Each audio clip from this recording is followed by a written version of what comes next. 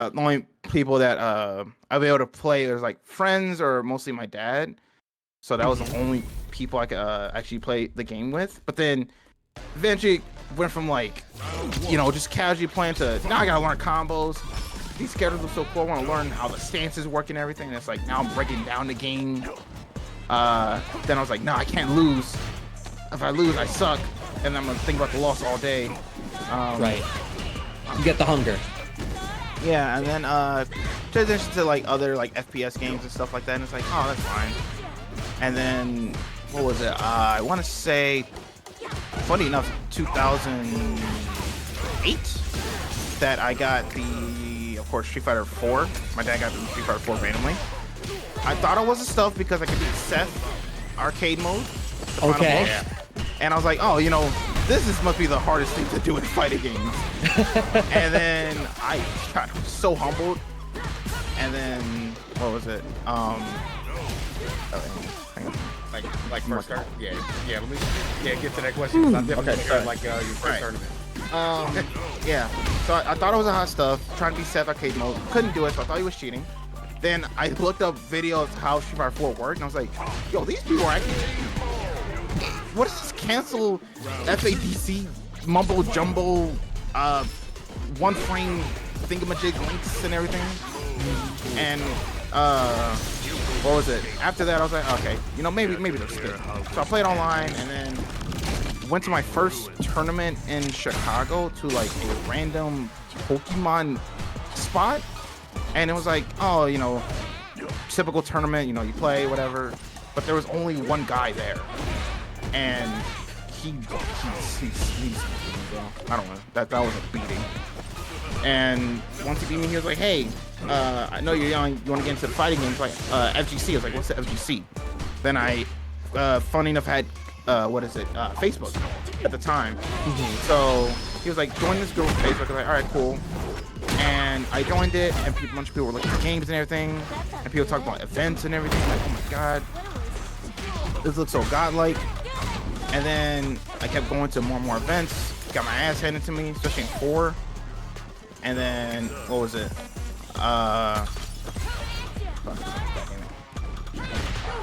Okay, did that. Okay.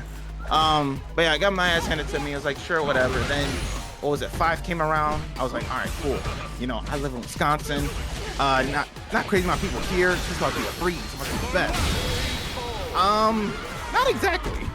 Let's just say a certain boxer player, who's also a YouTuber and a good push monster, and also kind of one of my dads in the FGC, kind of humbled me up a little bit. And he was like, GG's, all this stuff. And he was like, I was like, what could I have done better? He's like, well, you're not meaty. Like, what's a meaty? He's like, you don't know what a meaty is? And he had to teach me the basics of that. And I was like, okay, now I know all this. And now I got to figure all this out in my head. And I was like, huh, this is all interesting. And then I started learning all of that.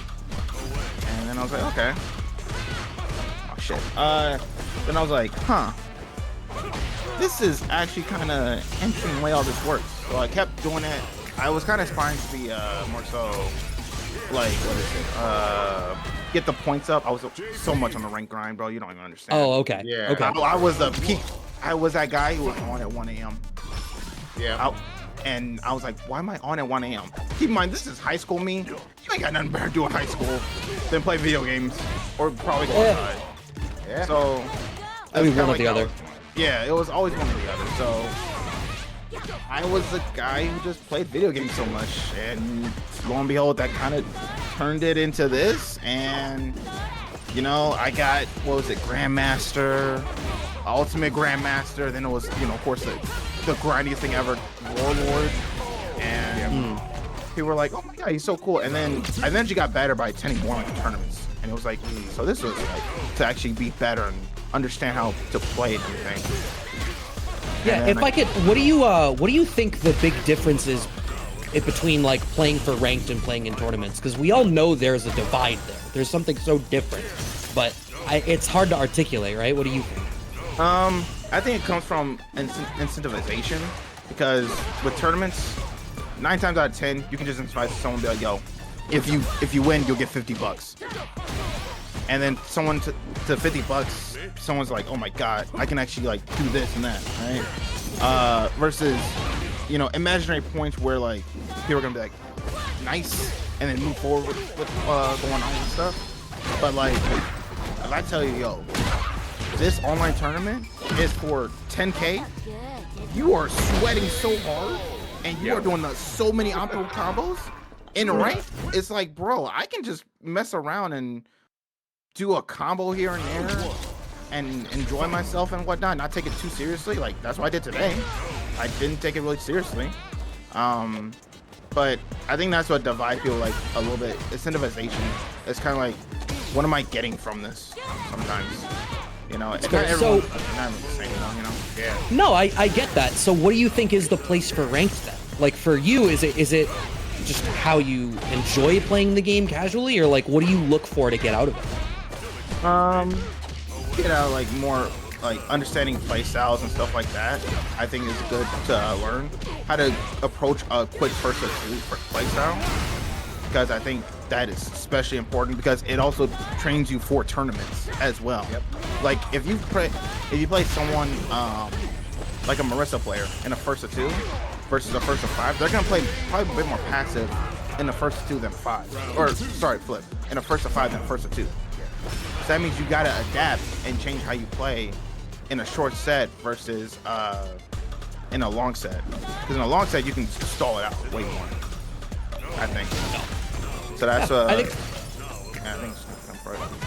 yeah, no, that's fair. He's burnt out, by the way.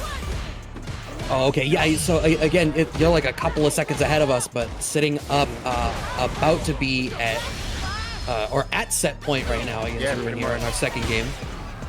Oh, okay. Yeah. Nice combo. I didn't know you could do that into the DI in that spot. I hadn't seen that one.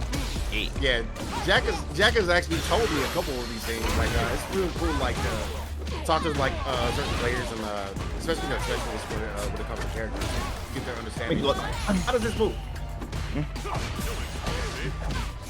Man said, made you look. I need to see what in response to what. That's what I'm waiting. I shut up for a second because I'm like, yeah, let me hear this. I'm like, where is it? Oh, okay. Got him. Yeah. That's so rude. Hey, I didn't do anything wrong. No, you didn't. You just played the game. You had to hold that throw. He tried to think he can parry. Got yoinked. Yeah. That's what it is. I mean, look, all I could say is if I'm on the other end of the screen and that happens to me, I'm thinking to myself, oh, god damn it. I think if I'm at a tournament and someone is sitting next to me and they go, made you look as they do that, I'm like, that is the difference between me being like, oh, GG's, I'm salty, or like actually tilted and the rest of the day is over for me. Yeah. That's definitely like the, oh, damn. Oh, I gotta play Punk. Oh wow, okay. This early? I didn't know he was. Well, I mean, it's ladder, but ladder be ladder, bro. Yeah, no, it really is. JB, you wanted to ask a question about